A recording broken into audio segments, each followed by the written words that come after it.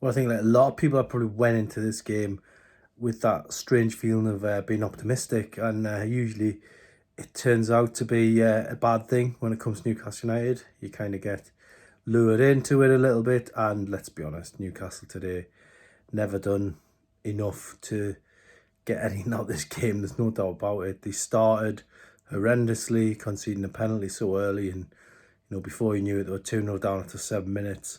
And then they really had a mountain to climb. And then, did the players not just have the answers, but did they have the right sort of temperament to try and just get the foot on the ball and calm things down a little bit and try and regain that bit of flow that they lacked from the offset, but they couldn't, and they just got frustrated. And their answer to try and stop Lamptey from Brighton was to just try and kick him, and I think that it never ends well.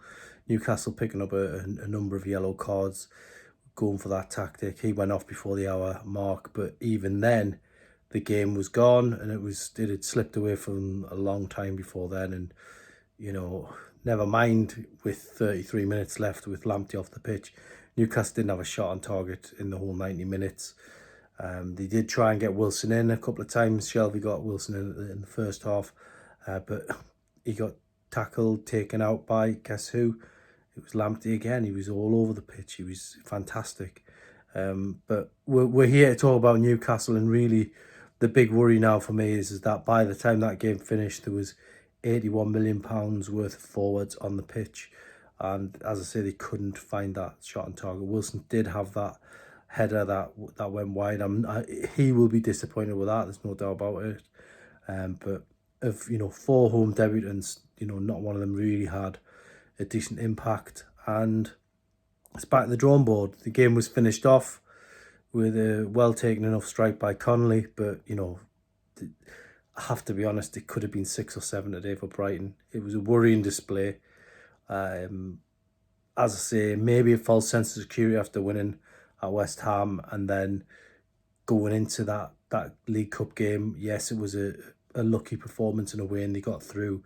But again, false sense of security. You think, fine, face up to Brighton now and see how things pan out. But Brighton were much the better team. No excuses. Newcastle now head to Morecambe in the League Cup. There'll be more changes for that game. But realistically, after 3 Premier League games, where will Newcastle be? They've got Tottenham away next. And we all know what's been going on there in the last sort of 24, 48 hours.